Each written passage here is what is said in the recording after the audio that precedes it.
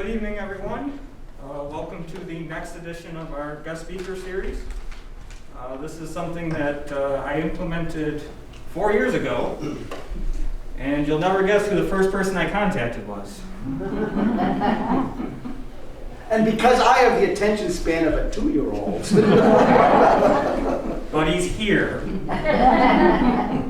It took a little longer than I hoped, but he's here. So tonight we have Christ Mackowski here to talk about the Battle of Spotsylvania Courthouse, which is a very special battle here in this building, as it is really where General Emory Upton made his name. So if on your way out, make sure you stop by and see our little collection of Emory Upton memorabilia there. Now you'll get to know the man a little bit better. But I want to introduce Carl Monica from the Buffalo Civil War Roundtable. He will do the formal introduction here. But I want to thank you all for coming, and I hope you enjoy the show.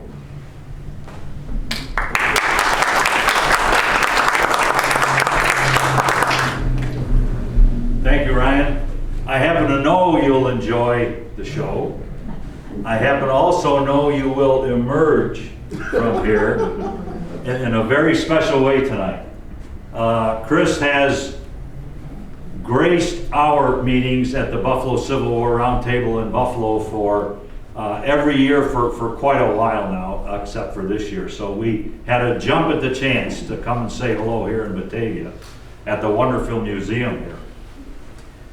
Chris is an author, a lecturer, most especially in my heart, a tour guide, to put it in small words, but really in his case, exemplary words, at many battlefields, licensed of course, at many battlefields in our Civil War history. I want to thank Ryan for allowing me ceremonial first pitch here. But I'm going to introduce, in a sense, a little explanation of maybe a strange term that seems quaint and has no meaning perhaps, but it has very much meaning in regards to what Chris is going to speak on tonight. The term courthouse. There are many places in the United States, really, that incorporate the term courthouse in their town. Such as Culpeper Courthouse or Appomattox Courthouse, and of course Spotsylvania Courthouse. But there really is meaning there, because back in the old days, it basically started in southeastern Pennsylvania and became prevalent in the Midwest and the South, where a town where people would congregate and they would sort of develop into a community, and one of the first things they needed to do was have deeds and declare where their properties were and so on. So they built a courthouse. The courthouse was the center of town, and that was through even the 1800s and as well as the 1700s.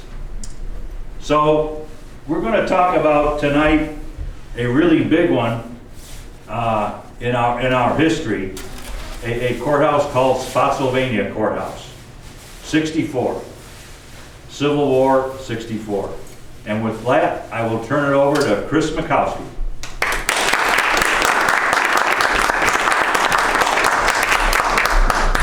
Thank you, Carl. If you'll pardon me, I'll take my mask off just so you can hear me and see me better tonight. I am fully vaccinated, so I promise I'm not here to give anybody the welcome gift of COVID. But I do appreciate you guys having your masks on as well. I've got a granddaughter who's 18 months old. She lives over in Scottsville, and I get to go hang out with her tomorrow, so long as I also don't bring COVID to her. So I appreciate you doing this.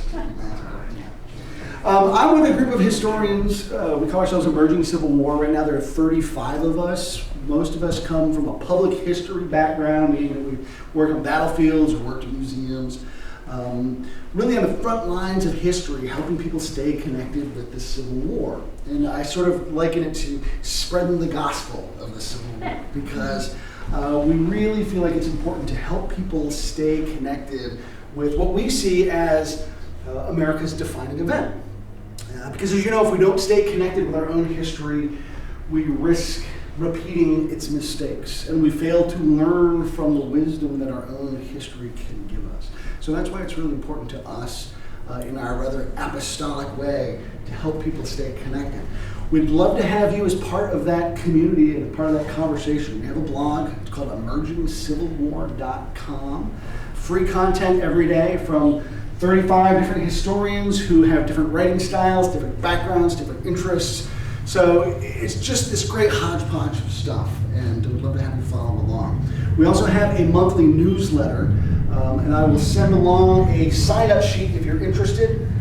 Feel free to put your name and your email address on here. Please write neatly. I know several of you are on the newsletter list already. We don't give your emails out to anybody, but it's just a way to help you stay connected with us as a group of historians. And we'll let you know sort of what projects we have going on, what books we have coming out, where our speaking engagements are, and that sort of stuff. So if you're interested in staying connected, feel free to sign up. I also just want to, well, first of all, go Bonnies. Thank you very much.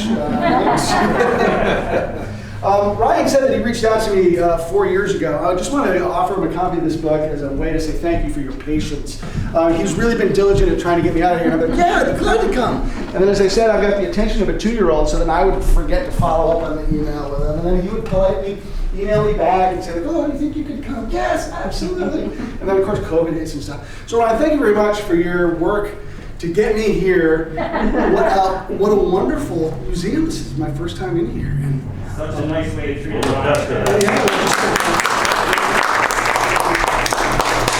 So thank you very much for all your work here.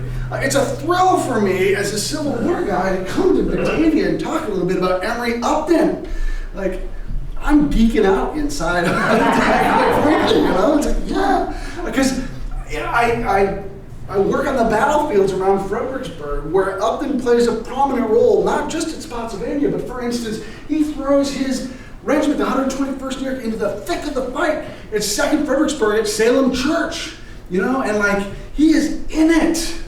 And then, you know, of course, Spotsylvania, where he's so innovative, but like Rappahannock Station, where he's very instrumental early in November, so that's right down the road. And so like, I get to talk about him a lot in a lot of different contexts. So to be able to come here and talk about them, it is really quite a thrill. So I appreciate you guys letting me come here. How many of you have ever been to Spotsylvania?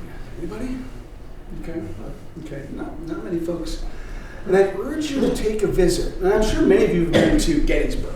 Okay, that's the great granddaddy of all battlefields in North America. And Spotsylvania, in many ways, is the antithesis of Gettysburg. Gettysburg, for me, always feels like a battlefield. You go there, and there are monuments and markers, and there's just this grandeur about it. And when you go to Spotsylvania, there are just a handful of monuments scattered across a battlefield that's every big as Gettysburg size-wise. Not a lot of markers, not a lot of interpretation. And so some people sometimes feel underwhelmed. It's like, oh, look, a field. And how does that field any different than any other field you might see on the outskirts of town, for instance? Like, and so unless you know the story, you might not understand why that field is important. But what I really love about that is it's like stepping back in time to see exactly what the soldiers themselves saw when they showed up there on the 8th of May, 1864. The tree lines are pretty accurate. The fields are pretty accurate. There's no McDonald's on the edge of the battlefield, no General Pickett's buffet, you know. What's a trip to Gettysburg without that all-you-can-eat experience, right? And so like, you really get to step back in time when you come to Spotsylvania, and it puts you in touch with the history in a way that other battlefields can't give you. So I urge you to take the time to go down and see it. And one of the things I always loved about working there, when I was a historian with the Park Service, you know, people have to go out of their way to get to Spotsylvania. Like Fredericksburg's right off the highway. The number one question in the visitor center is, where's the bathroom? Chancellorsville, people go there because Stonewall Jackson was mortally wounded by his own men. People are compelled by that story. The Wilderness, very famous because it caught on fire, and it's close to major roads. But Spotsy's out of the way. And so when people would come there, they had to make an effort to be there. And so often the sorts of conversations I would have with them were much more detailed, much more in-depth, much more insightful for me as a historian, learning from them and their questions and the things that they were bringing to the battlefield, versus folks driving up I-95 and they saw the brown sign on the highway. Oh, what's this? Let's go and see. And I'm glad to have those people too. But Spotsy always provides a very meaningful experience, I think, for visitors and historians alike. To understand how the armies got there, let's back up to the beginning of May of '64, and we're going to head all the way back to where Ryan is because he's standing in the wilderness of Virginia. Okay? This is the birthplace of Western New York, so he's used to being out on the frontier, I suppose, right? And it is there, at the beginning of May of 1864, where the armies clashed for the first time. Ulysses S. Grant, newly in charge of all Union armies, and he's going to travel with the Union Army of the Potomac, commanded by George Gordon Meade. They've got 120,000 guys. And up to this point, the main objective has been to capture Richmond, which is going to be off in that direction in our room today. And it's like, let's go capture Richmond, win the war, huzzah, that's the plan. But Grant's got a new plan. He realizes that capturing the Confederate capital is not the objective. It's Robert E. Lee's Army of Northern Virginia, which at this point has about 66,000 men. So the Federals outnumber the Confederates slightly under 2-1. It's almost 2-1 odds. And the reason Grant sees Lee's army as the objective is because that's what's keeping the Confederacy in the war at this point. It's not the politicians in Richmond. It's Lee as a military force and as a figurehead. And so he tells Meade, where Lee goes, you shall go too. The Army of Northern Virginia is your objective. And what he wants to do is score a knockout punch. Get Lee off the board. And the reason is because it's 1864, the election's coming up in the fall. And Lincoln's prospects for re-election are pretty slim at this point. But if we can knock out Robert E. Lee, that's going to really improve Lincoln's chances for re-election.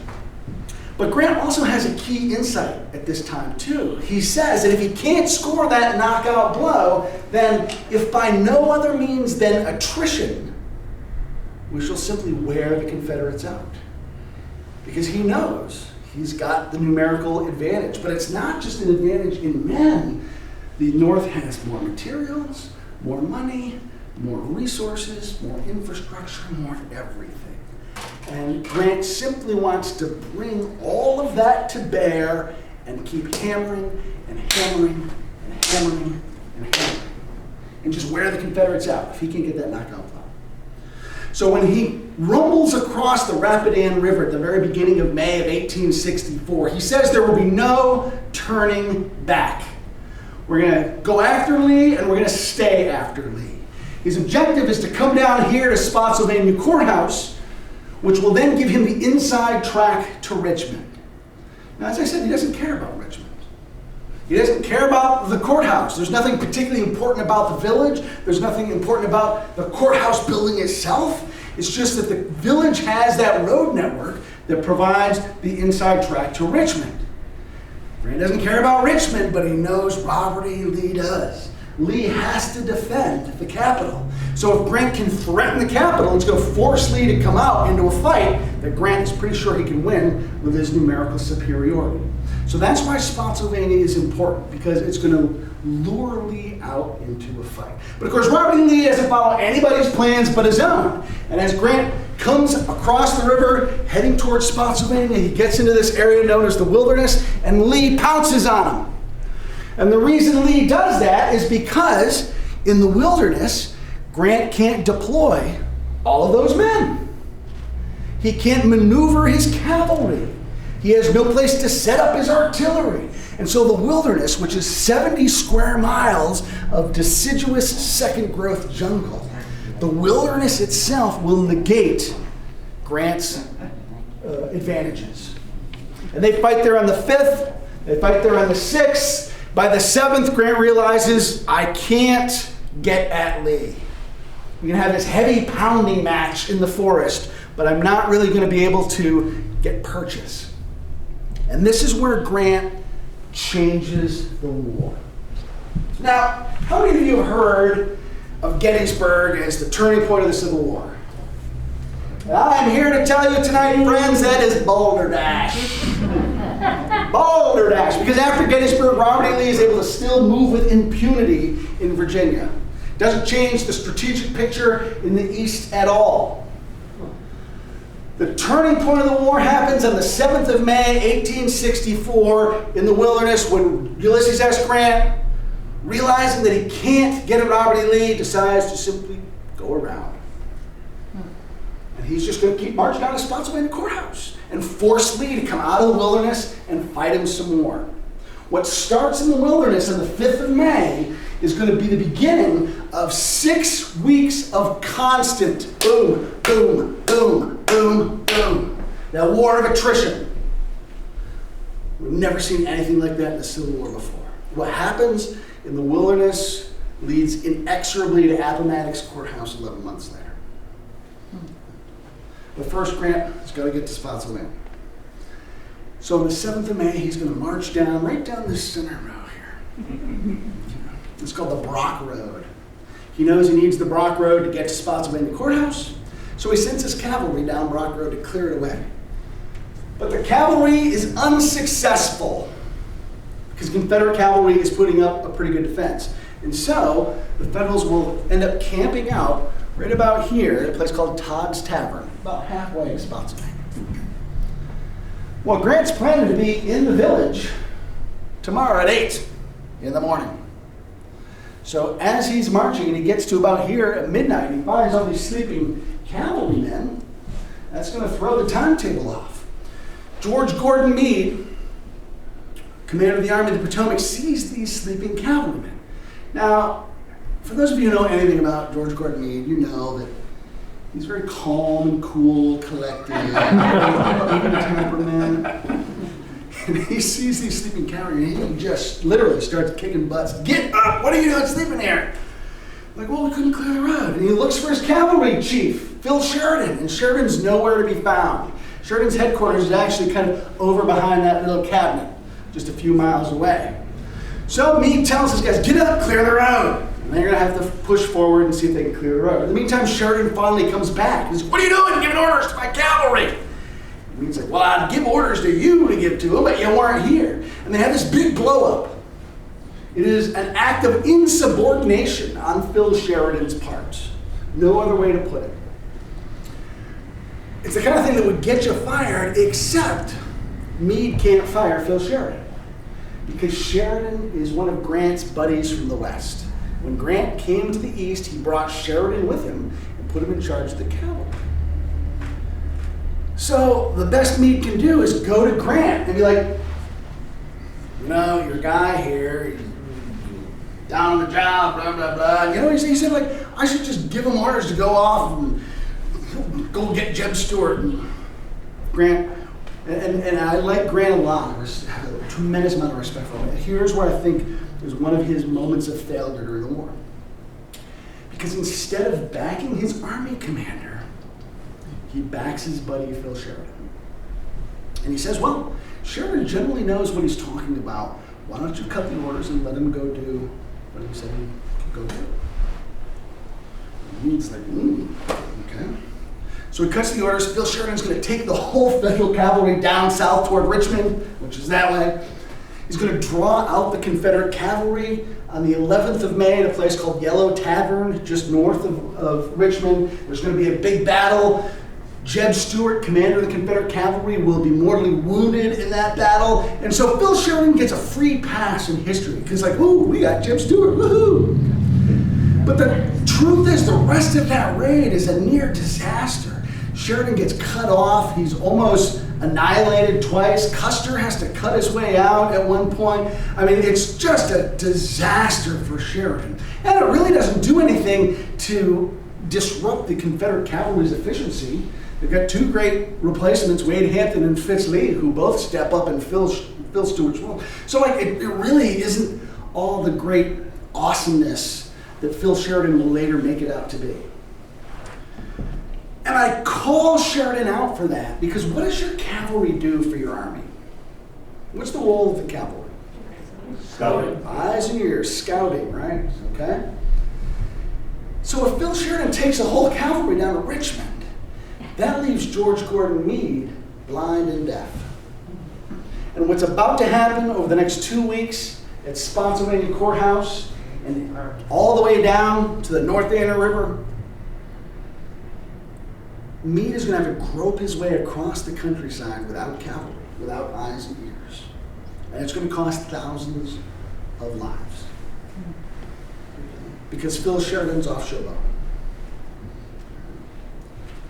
That's all kind of in the couple weeks ahead, but on the night of May 7th, as it's turning into May 8th, this federal cavalry has to still clear the road, and they can't. So Meade's going to have to use his infantry to clear the road instead. Confederates are pretty clever in the way they're delaying this advance, because the cavalry screen basically is going to split itself into two halves. And at every little ridge along the road, half the cavalry is going to set up a barricade. They're going to set up some logs between the two of you here. The other half of the cavalry is going to go back to the next ridge and set up a barricade.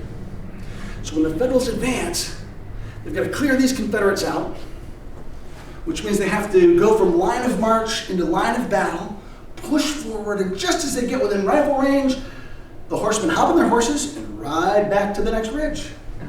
So then the Federals have to get back into the line, push forward, and then they get to that next ridge.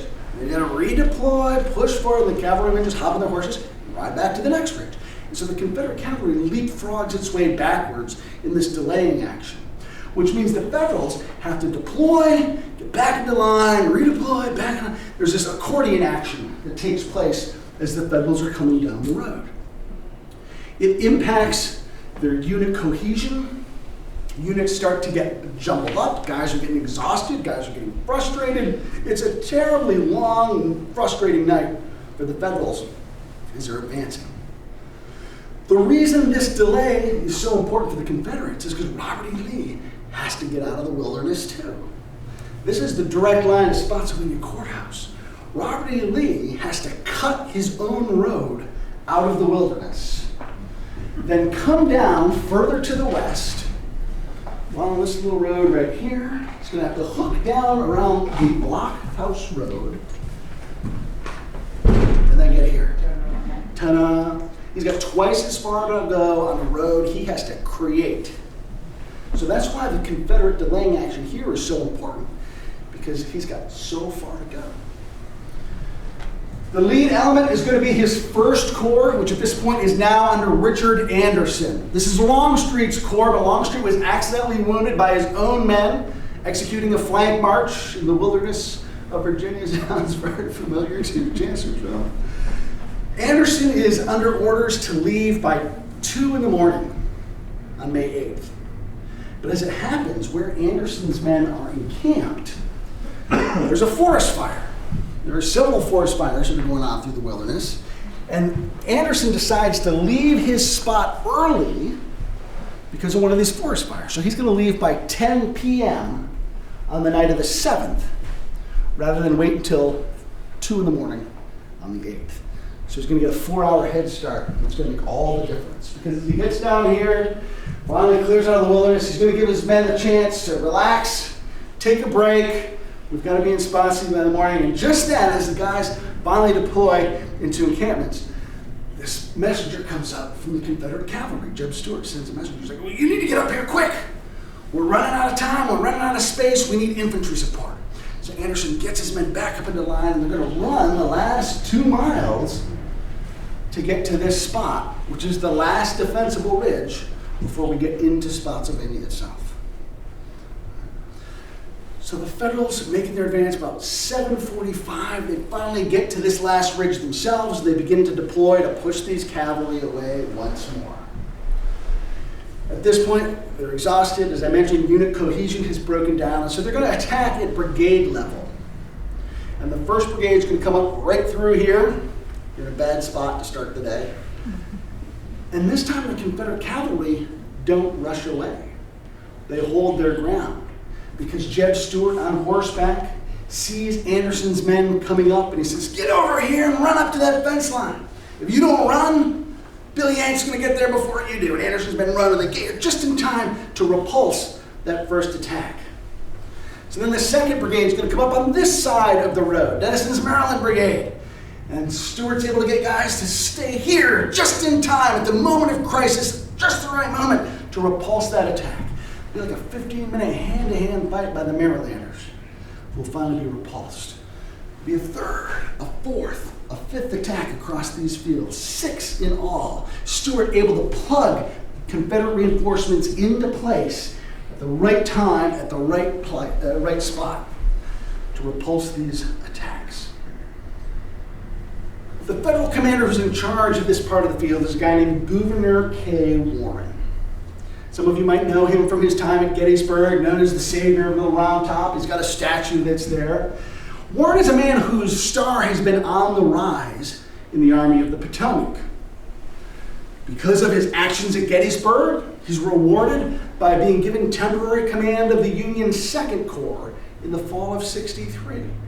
While the commander of that corps, Winfield Scott Hancock, is recovering from a wound he sustained at Gettysburg. And Warren does a great job in the fall of '63. Does such a good job that when the Army's reorganized in February of '64, he's given permanent command of the 5th Corps. When Grant comes east, he's heard all about Warren, he knows Warren's record, and he thinks if something ever happens to Meade, Warren is the guy who'll take over this army. That's how on the rise Warren is. But in the wilderness, he has a couple rough days. And now that he's got to Spotsylvania, he's got a rough start. He knows all eyes are on him.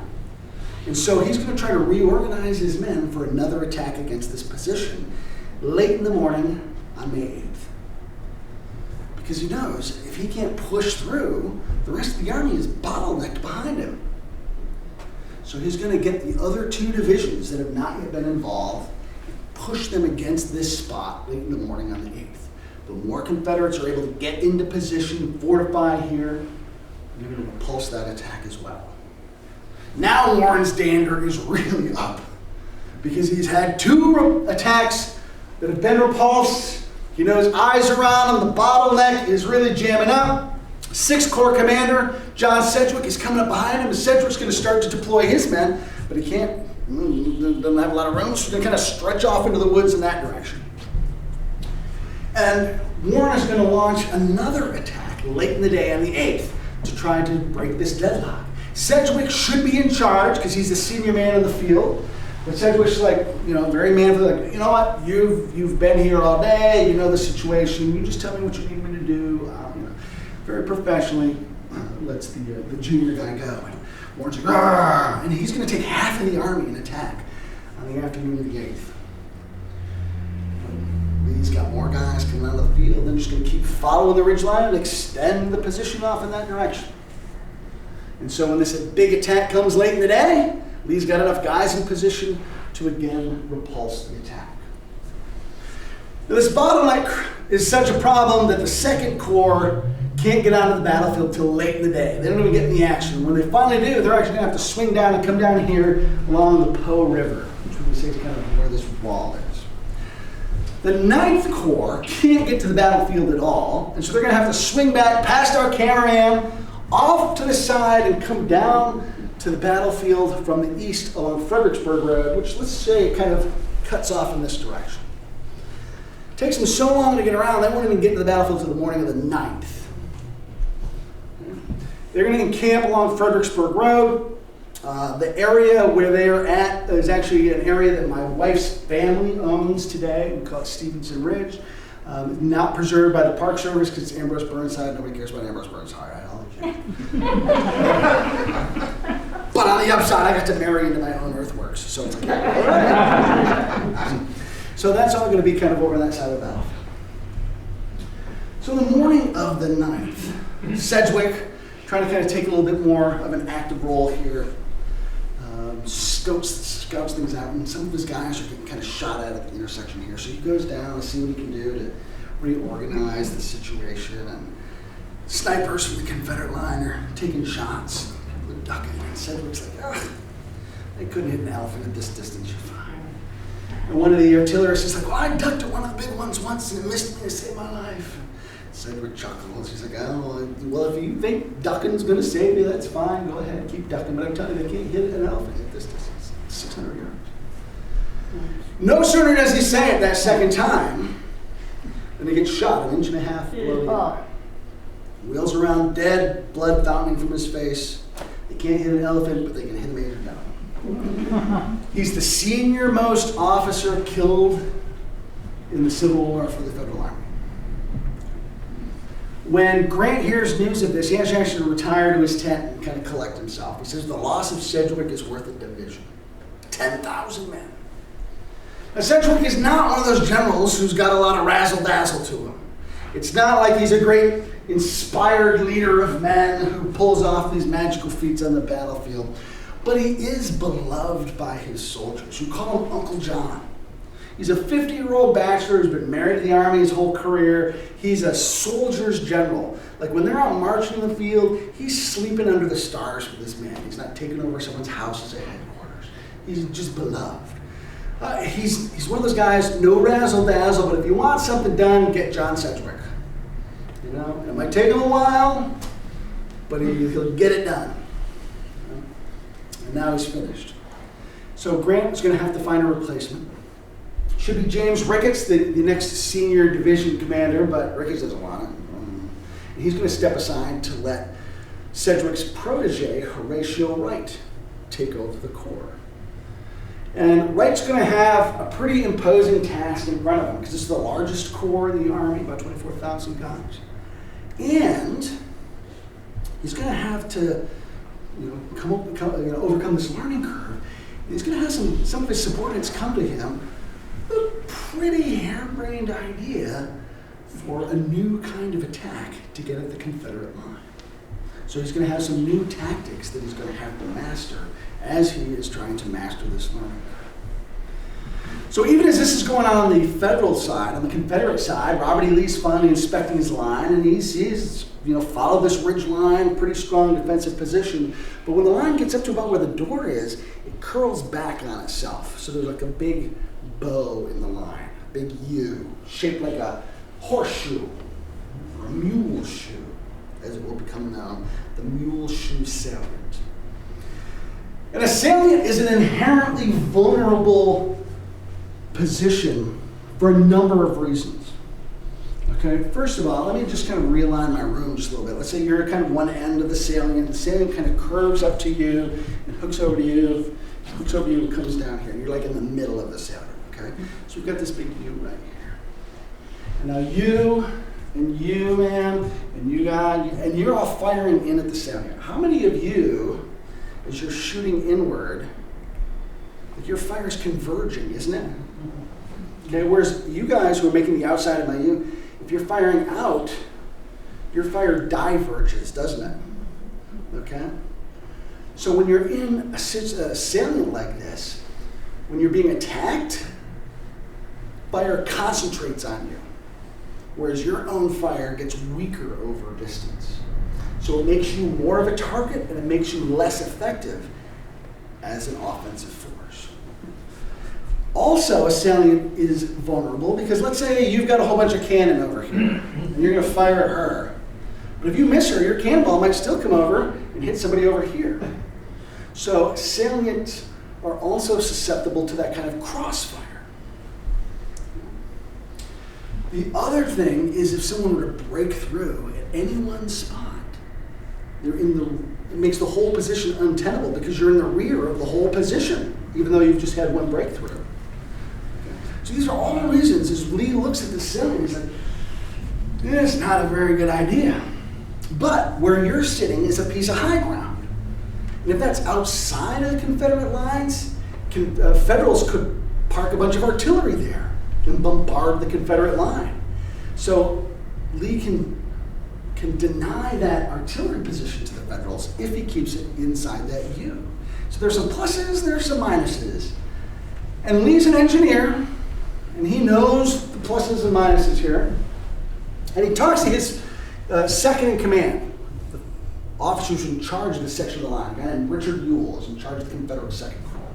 And Ewell says, I can defend this position if you give me enough artillery. And so Lee is going to pack 30 pieces of artillery right here at the very tip of the U. And he's going to allow that position to stand. Now, I will repeat that point. Lee allows that position to stand. Robert E. Lee is the Harry Truman of the Army of Northern Virginia. Where does the buck stop? Okay? And I point that out because calamity is about to befall this army, and history tends to give Robert E. Lee a free pass and scapegoats Richard Ewell. Lee himself will scapegoat Richard Ewell. And we'll find out why Richard Ewell doesn't deserve that blame. Robert E. Lee said this position could stand. Well, Lee is scoping out his line. Ulysses S. Grant is scoping out Lee's line too. And that's where they come up with this idea for this attack that I alluded to just a second ago. There's one spot where the lines are about 300 yards apart. The Confederates can get within about 300 yards of the Confederate position. And they can do it under the cover of the topography. And as one of Horatio Wright's subordinates starts to scope this out, his chief engineer goes out, scopes this out, his chief of staff goes and scopes this out. And what they want to do is concentrate an attack at this point where they're only 300 yards away. And this is where Emory Upton comes into our story, because he's the one who offered command of this attack. And he gets to handpick some regiments, 12 different regiments, 6,000 guys. Upton says, who can't win with command like this, including his own 121st New York? But it's risky business, because instead of deploying these men in a traditional line of battle, he's going to organize them into a fist and punch, peeling open a hole in the Confederate line. And the Federals will flood into that gap. Okay? So this depends on speed and secrecy, not traditional force. Okay? And that's what makes this attack different than anything that the Federals have done before. They've done it on smaller scales at 2nd Fredericksburg and at Rappahannock Station. Some of the units in this attack were involved in both of those, including Upton. So he's going to basically punch through the side of the salient, peel open a hole. Upton's told if he's successful, he will be promoted to Brigadier General. If he's not, don't come back.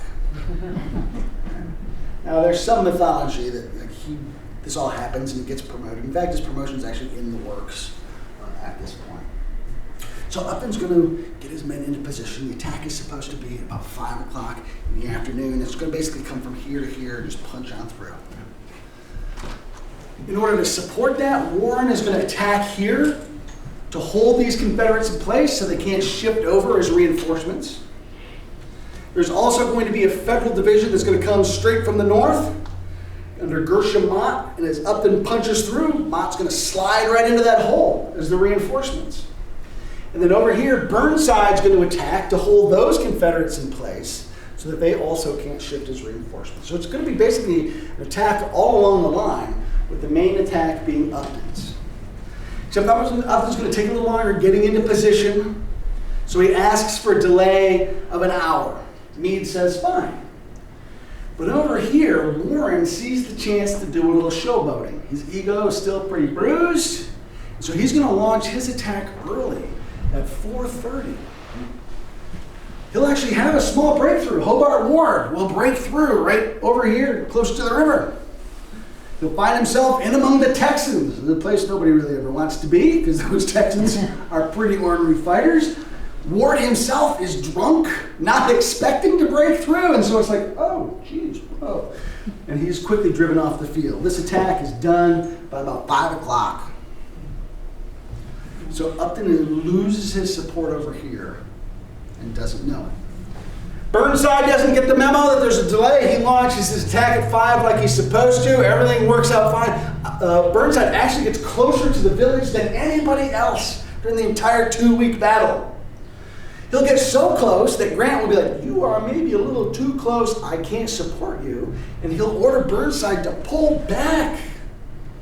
And they'll be like, oh, maybe we should have given up that ground. And then he'll order Burnside to go back forward again. So Burnside, who is fabulously mediocre through the whole overland campaign, here's his one moment of success, and it's kind of undermined. But as all that's going on, Gershom also launches his attack at 5, like he's supposed to. He doesn't get the memo. And remember I said Richard Ewell said he could defend the Mule Shoe if he had enough artillery. And as Gershom comes across the field in front of that Mule Shoe, the Confederates are like, whoa, what are these guys doing? And they have nothing else to shoot at. Let's shoot at Gershom. And they blast Mott's division off the field. So now Upton loses his support there, and he's lost his support here.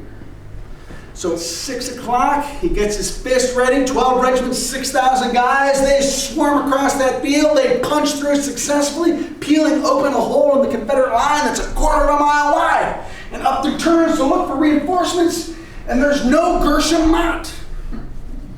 He calls for his own reserves, 3 regiments of Vermonters, who are not there. To their credit, they got so excited they rushed into the fight early.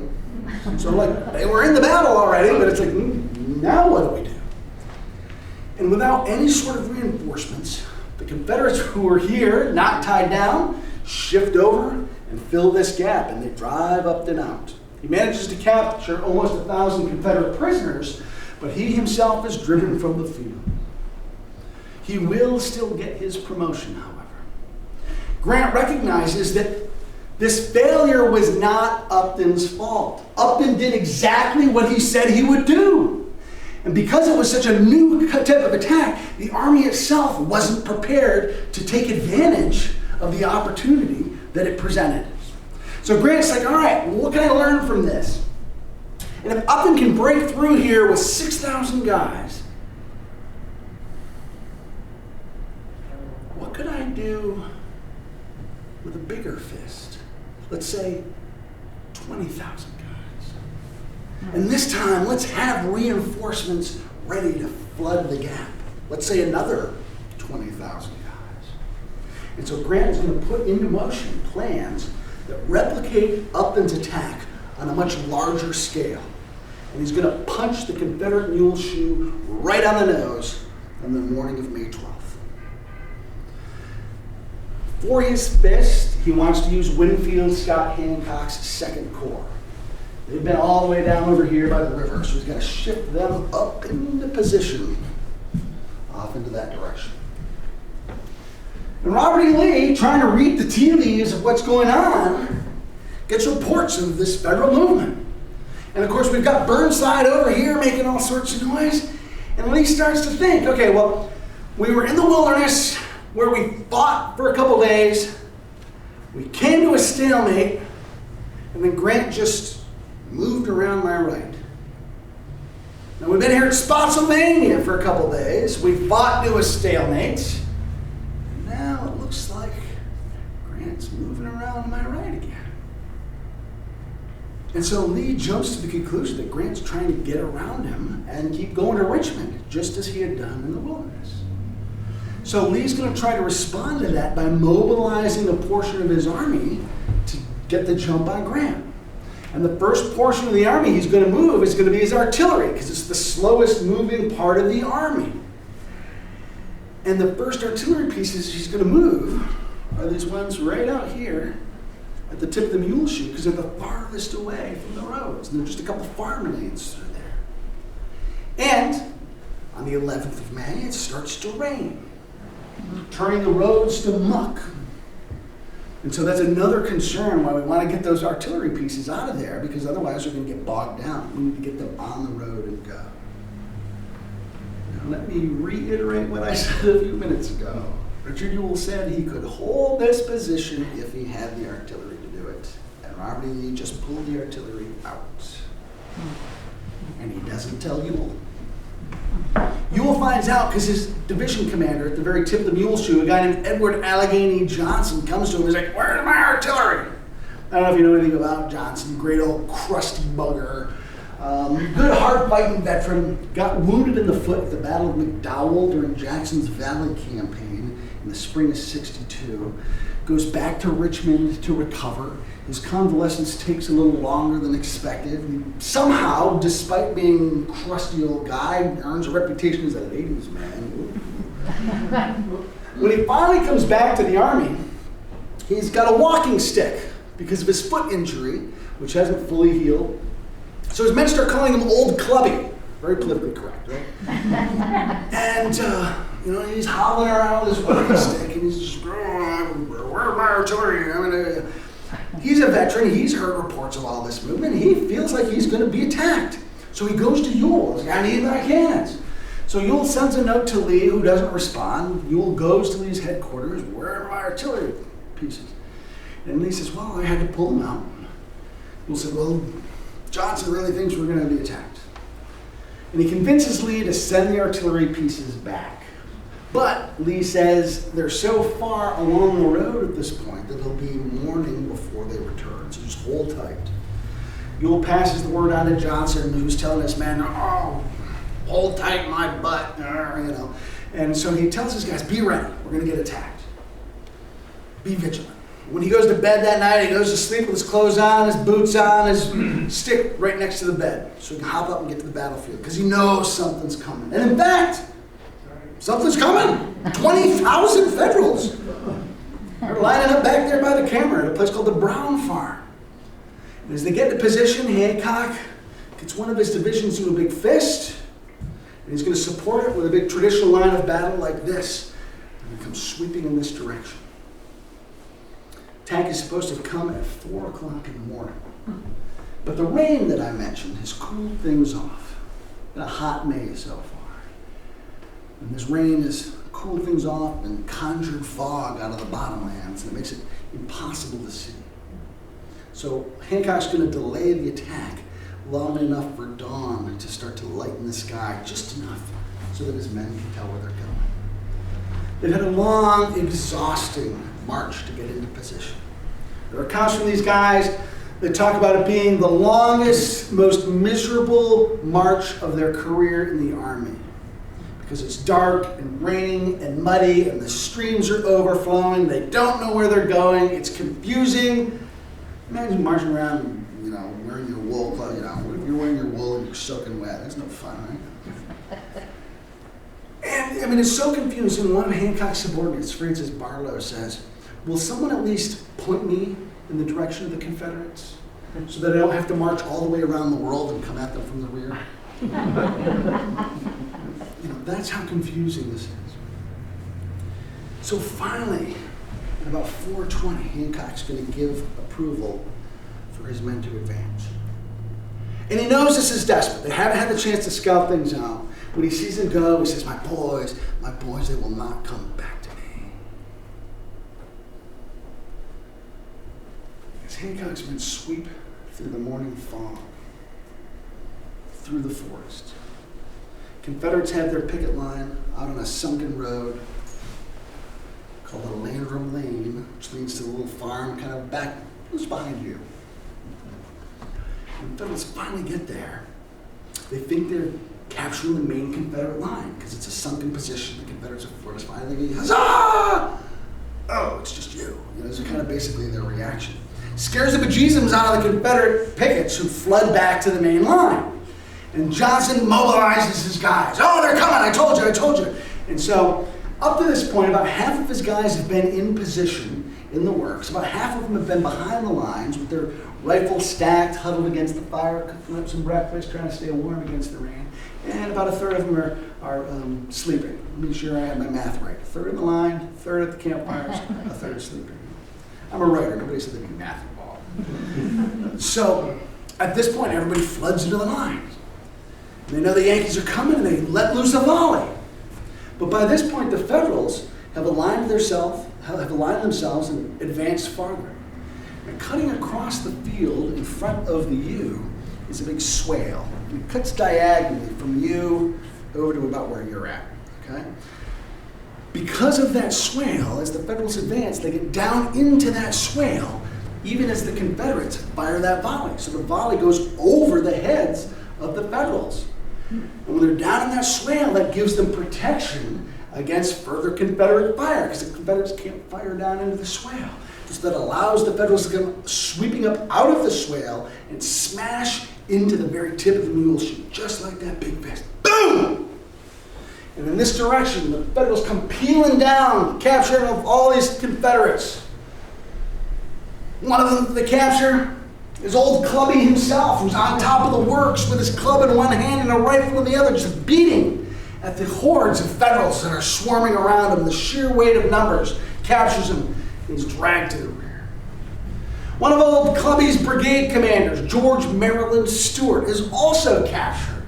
Some junior officer asks for Stewart's sword, and he's like, well, y'all have arrived so early this morning, I haven't had time to get it. Taken off to the rear. The breakthrough is finally stopped by James Lane's North Carolinians, who are holding off feeble attacks from Burnside. And, whoa, wait, where'd you come from? And they kind of have to do this two-front defense. Lane's men are the ones who accidentally killed Stonewall Jackson a year earlier. They've been fighting under that cloud for a whole year. But they are a hard-fighting, stalwart group of guys. It was Jackson's own fault he got shot. It wasn't theirs. And here they save the Army by stopping this advance. But this is such an overwhelming attack that as the Federals push this way, there are whole Confederate units that are just swept off the board. Hayes's Louisiana Tigers. Anybody in here a fan of Hayes's Louisiana Tigers? Okay. Gone. They're just swept off the field. Stonewall Brigade. Anybody here a fan of the Stonewall Brigade? Gone. Okay. The breakthrough sweeps all the way down to where Upton broke through 2 days earlier.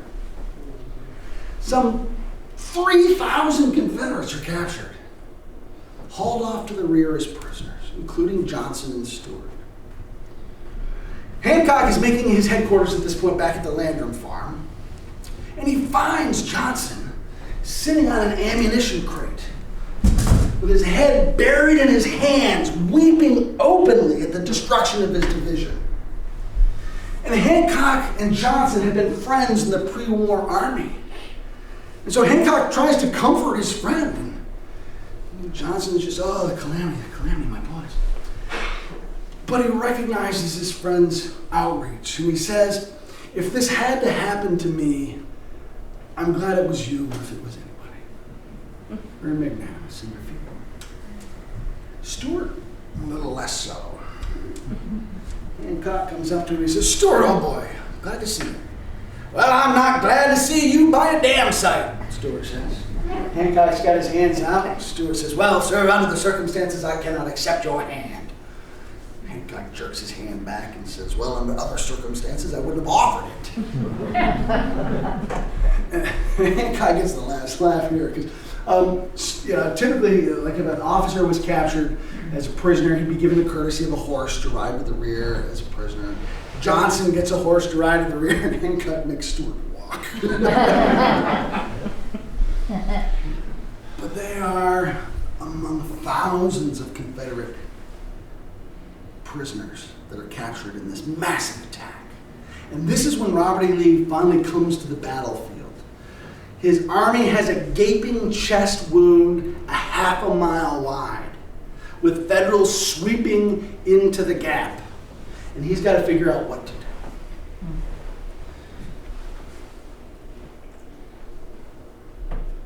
First person he turns to is his second in command, Richard Ewell.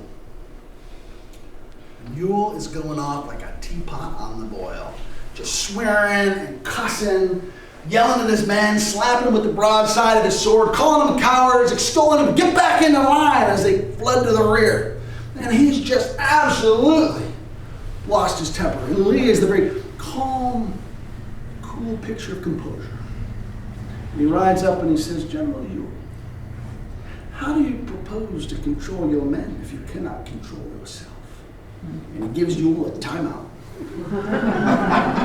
And instead he's going to turn to one of Ewell's subordinates, the division commander, John Brown Gordon, a lawyer from Georgia. And Gordon's like, oh, send me in, Coach, I'm ready, send me in. And Lee is going to personally lead Gordon's men in a counterattack across the interior of the Mule Shoe to hook up with Lane's men and begin driving the Federals out of their positions. except the men refuse to go. They start crying out, "Lee to the rear! General Lee to the rear! We will not go forward unless General Lee goes to the rear." It's the third time in a week that his men have refused to advance if it would put Lee in harm's way, because they recognize he is the indispensable man of the Confederacy, the very truth that Grant himself had recognized. If anything happens to Lee in the heat of battle, who takes his place? And so the men won't let Lee put himself in harm's way. And Gordon, full cheerleader at this point, is like, "Oh, General Lee, these men are Georgians, these men are Virginians, and they've never let you down, and they will not today, will you boys?" No, the crowd goes wild. Some poor schmuck of a corporal has to grab the bridle of Lee's horse and haul Lee to the rear. I swear this is where the laser beams were invented, because Robert E. Lee gives this guy the laser stare. Poor guy just doing his job. But Gordon will lead that counterattack, hook up with Lane, and drive up the east face of the Mule Shoe, forcing Federals out of the works. Federals will simply hunker down on the far side of the works and begin trading pot shots with the Confederates for the rest of the day. Actually, 2 sets of works along the east face of the Mule Shoe if you were to go visit there today, because the Federals dig in and won't give up. Then Lee turns his attention here to the west side of the Mule Shoe. He's going to turn to Stephen Ramjour's North Carolinians to plug the gap. Over here, it was originally stopped by Junius Daniel. Daniel is shot through the bowels and will die, but his men have held. Ramjour's men will come and link up. Ramjour will be shot down, leading that counterattack. But his men will begin driving in this direction, forcing the Federals out of the work. Next in, Abner Perrin, he's Alabamians. Perrin's like, "This is a suicide mission." He says, "I'm either coming back a live Major General or a dead brigadier." He will come back a dead brigadier.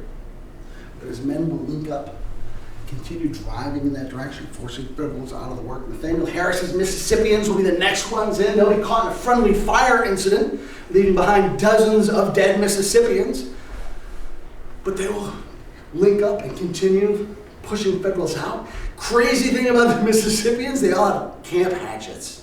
Now, can you imagine crazed Mississippians running at you with axes? A little fun. Sam McGowan's South Carolinians will come in, link up, and begin pushing in that direction, even as Horatio Wright's 6th Corps is now in position, flooding across that field into the gap. And they hit that swale. And remember I said the swale runs at a diagonal. So when they get down into that swale, they don't come swooping right up into the hole. Instead, they follow that swale because it gives them protection.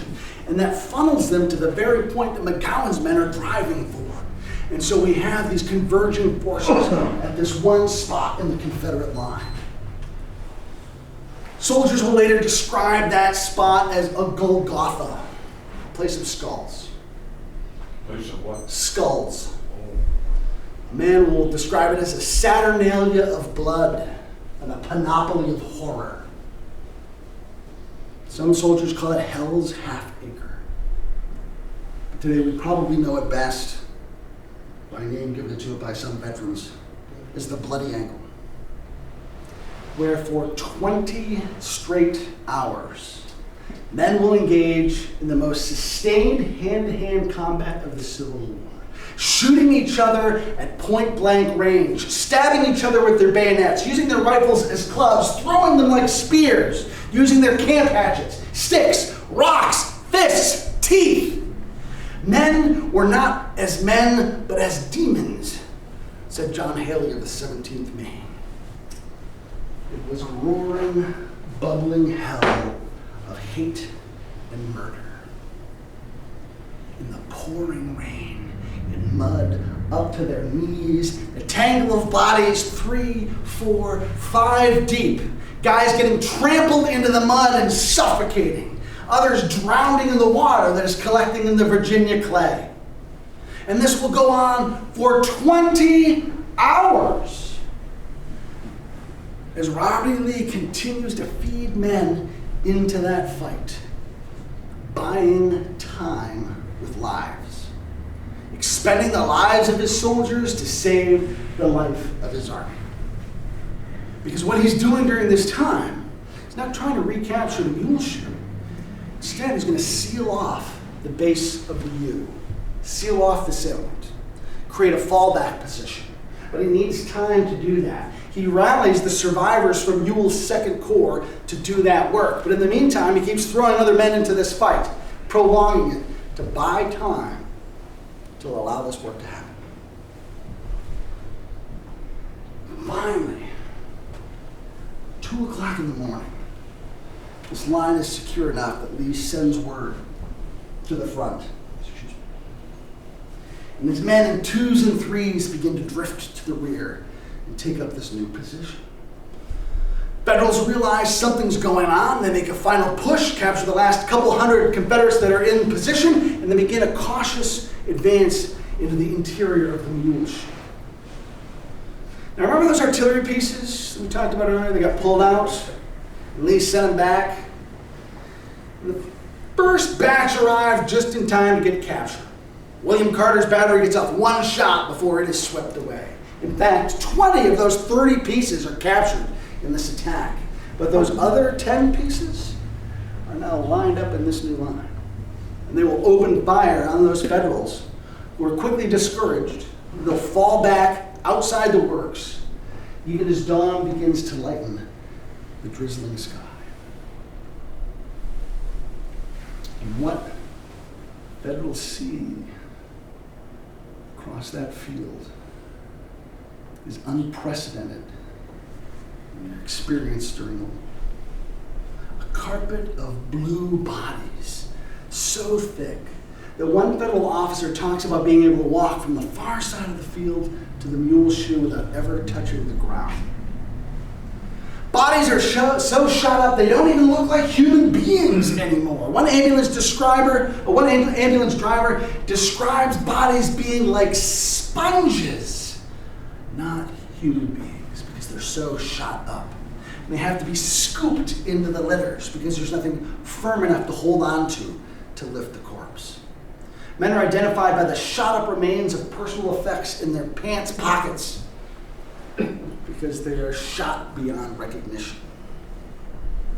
There was so much lead in the air. One spot in the line, there was a 22-inch oak tree that was shot down over the course of the battle by bullets. Think about that for a second. Not by artillery fire. 22-inch oak tree shot down by bullets. Isn't this Smithsonian It Museum? is. You can still see that. It's in the Smithsonian Museum of American History, one of the most sublime artifacts of the war.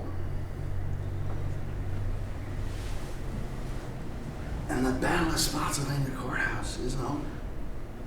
We got 9,000 Federal casualties here, 8,000 Confederate casualties, and the battle is going to go on for another week. Grant, realizing that this portion of the battlefield is impregnable, is going to start moving his army off toward Burnside's front and extend his line off in that direction. Lee will respond by pulling his Confederates out of this part of the line and extending his line in that direction to counter. And as the armies probe and poke and do reconnaissance, the rain continues for 5 days. A couple attacks off in this direction don't work out quite so well. Off in the rear, Robert E. Lee's cavalry gets tangled up with the United States colored troops for the first time in the campaign. On the 18th, Grant's like, Lee's got to be weak someplace. I bet he's been stripping guys from the line over here to extend his line over there. So Grant's going to take a whole portion of his army right back here and attack again on the 18th. By that point, the men who've created this new line, who've sealed off the Mule Shoe, they had 5 days to fortify. And so when Grant attacks, he's attacking the strongest line Lee has yet made in the entire war. It's so strong that the Federals can't even get within rifle range. And so after 3 hours, Grant will call that off, realizing that's not going to work. So Grant then decides he can't get at Lee at Spotsylvania. So he's just going to keep going to Richmond. But before he's able to, Grant Lee decides he's going to try a little trick, and he's going to take some guys from here, the 2nd Corps under Richard Ewell, and march them back up in this direction and hook them back past the camera and try to attack Grant's supply line along the Fredericksburg Road off in Grant's rear, a place called Harris Farm, on May 19th. And Ewell's men successfully get into Grant's supply line. It's like Christmas. Oh my gosh, like food, shoes. Oh, wow.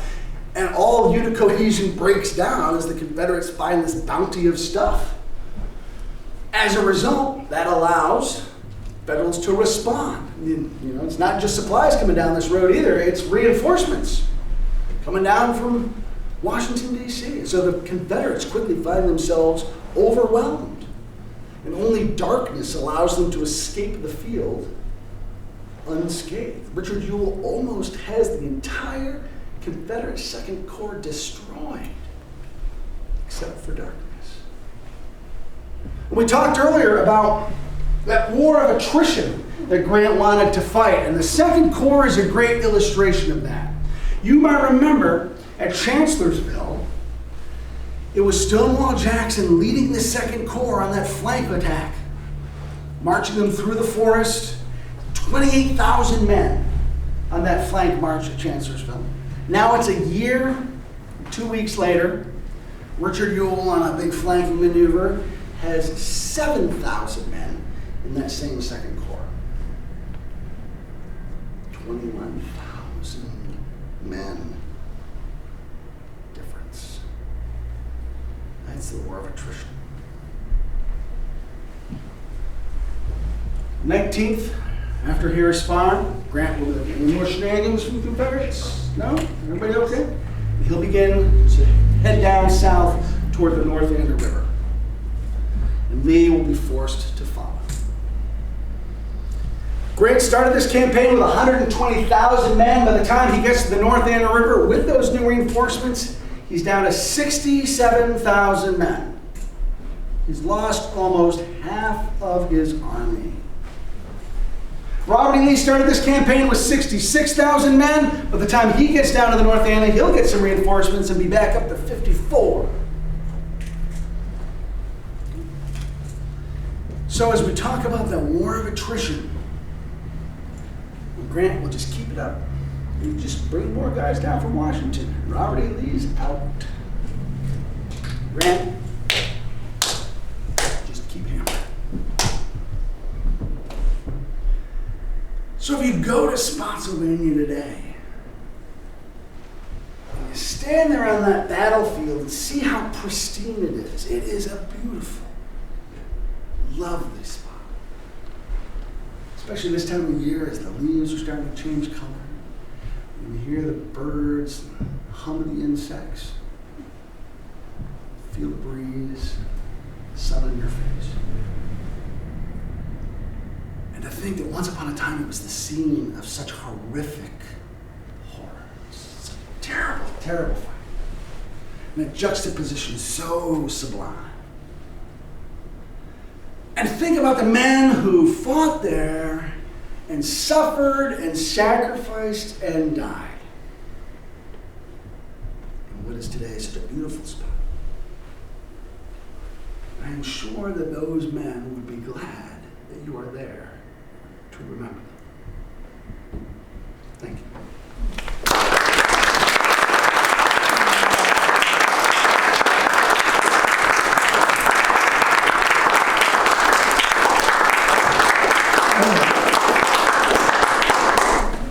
Brian, do we have time for questions?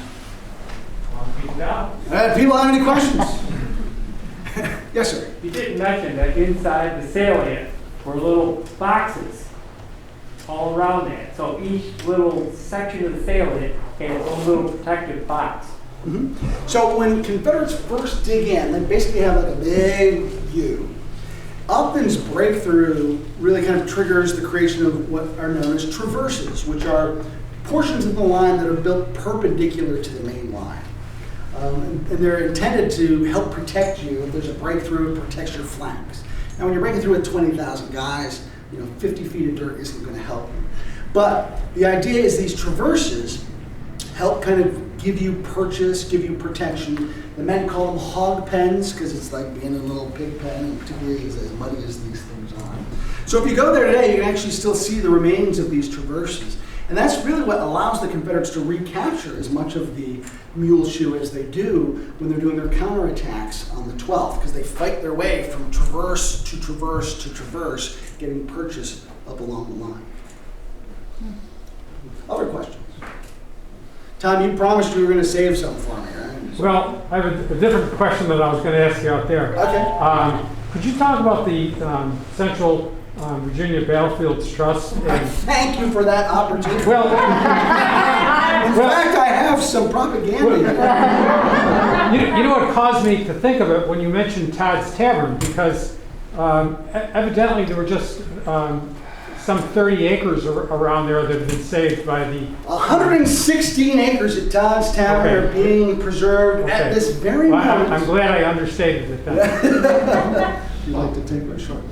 So the Central Virginia Battlefields Trust is a local preservation group based in Fredericksburg that really concentrates on the 4 major battlefields in the Fredericksburg area: Fredericksburg, Chancellorsville, the Wilderness, and Spotsylvania Courthouse.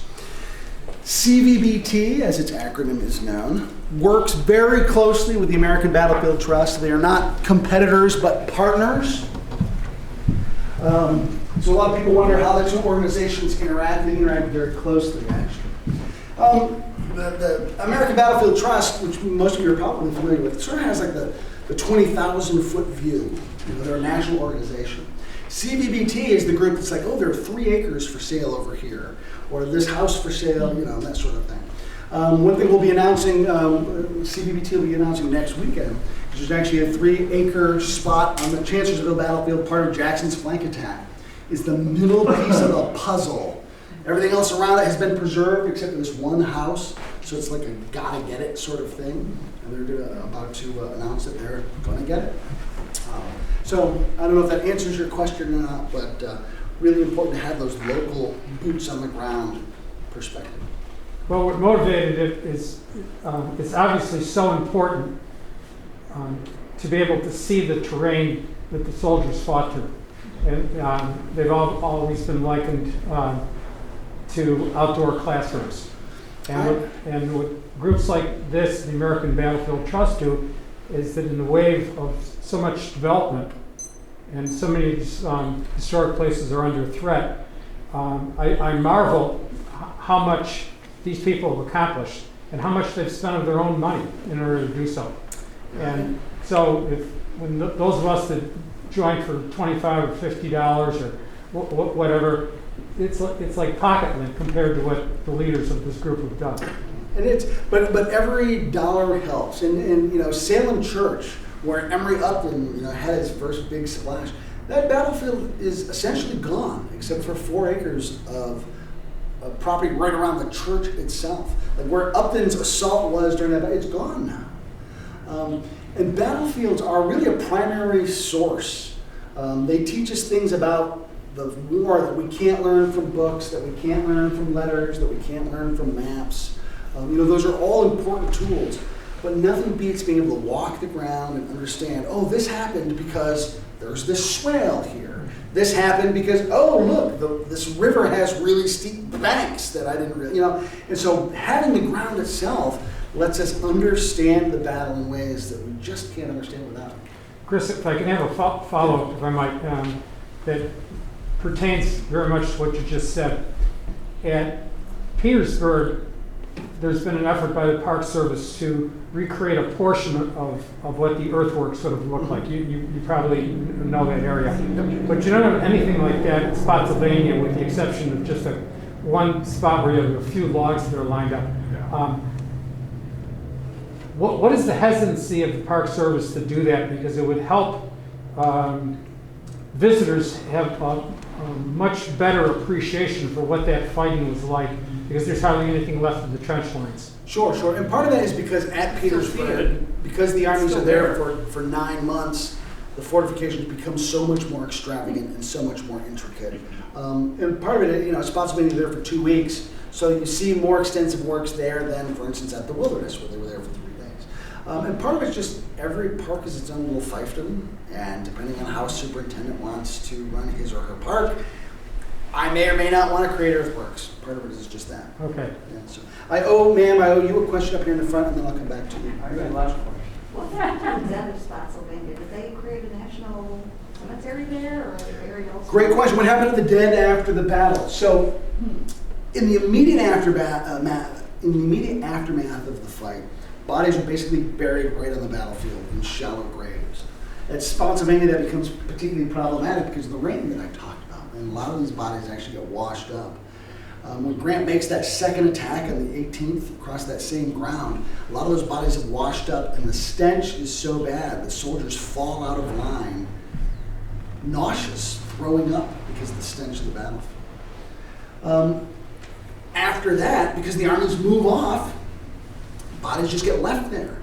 There might be temporary headstones, but local folks have to come back, and like, this was a farm. People have to come back and farm again. Those headboards, most of them made out of wood, are taken for firewood. Bodies get plowed up, they get eaten by wild hogs, all sorts of horrific things. Finally, in 1866 and 1867, the United States Burial Commission is formed, made up mostly of disabled veterans who visit all the battlefields and disinter as many bodies as they can find, or parts of bodies, as the case might be. In Fredericksburg and the Fredericksburg area battlefields, they're all taken to what becomes Fredericksburg National Cemetery, about 15,000 soldiers there. Only 10% of them are identified. Many of the graves have parts of bodies, and there might be 5, 6, 7, 8 guys buried in a plot, because those are just the body parts they could find. But that's really how the United States creates the National Cemetery System, through this burial commission that goes back. Only federal soldiers are buried in the National Cemetery. You have to be a member of the United States Army to qualify. Confederates don't qualify. So many of them are taken either to local cemeteries. In Spotsylvania, there's a Confederate cemetery. There's one in Fredericksburg. Bodies are also taken home to local farms and cemeteries and stuff like that. So it takes a long time for the country to recover. The Confederate cemetery in Spotsylvania is really nice. It is. It's a beautiful little spot. Beautiful little spot. It's right next to the village. So, yeah. The next piece of the Overland campaign, I believe, is Cold Harbor. Actually, they'll go down to the North Anna River. They'll get there. Anna. Yep. So they'll be there And for then 23 Cold Harbor. Yep. Totopotomoy Creek, Bethesda Church, Cold Harbor, it all sort of blends together. Can you talk a little bit about the transition or the evolution toward Cold Harbor from Spotsylvania? Sure. So what Grant basically tries to do is lure Lee out of his position here at Spotsylvania. So he'll send his Second Corps under Hancock in sort of this wide flanking maneuver to dangle him out there as bait, hoping Lee will attack this detached part of the army. Lee, by this point, is exhausted and he's sick. He's getting about 3 hours of sleep a night. The aggressive Lee gets skittish and he won't go after Hancock. Instead, he falls back to the North Anna River. And then Grant comes after him. Lee isn't expecting Grant to come after him, so he doesn't dig in. And so Grant's able to get across the river. And then Lee's like, And then he responds in the most brilliant fashion possible. He puts together what I think is his best defensive position of the entire war, creates a trap that Grant then stumbles into. And then by that point, Lee is so sick he can't spring the trap. And he doesn't have anybody to depend on to spring the trap for him. And then Grant's like, ooh, wait, I've just stumbled into something. And Grant will get out of it before Lee can take advantage of that. What's particularly regretful for the Confederates in that position is that by that point, the Confederate Army is up to 54,000 men. Federals are down to 67,000. It's as numerically close as the armies will ever be. It's a tremendous opportunity for Robert E. Lee. And he's too sick. And so from there, Grant will just pull out, go around again, and draw Lee out down to Totopotomoy Creek, draw him down to Cold Harbor. By that point, Grant gets his cavalry back, starts using his cavalry pretty effectively, and they play a major role in some of that too. Yes, sir? Just a comment. I'm not going to be critical here, but Sure. for my own personal self. Number one, I really enjoyed it. Thank you. It was fascinating. The only confusing part to me was when you're describing Lee's army, Grant's forces, where they were. You know, I envisioned it just flat land and swampland and forest. Mhm. Now, and be for me to tell you what to do, but I would love to see the map of just exactly where they were. Sure, sure. I mean, some people can understand this north, south, east, west, Mhm, mhm. but I just think a picture would really.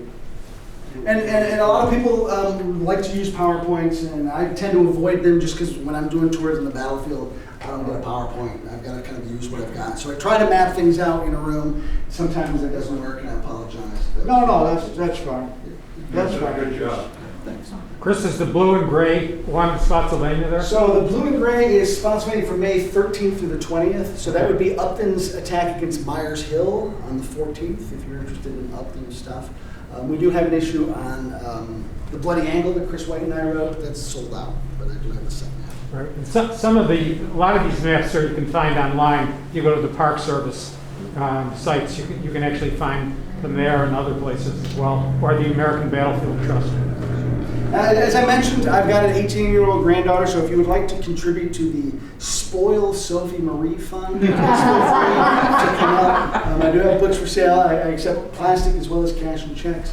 Thank you so much for taking the time to come out and spend your evening with me.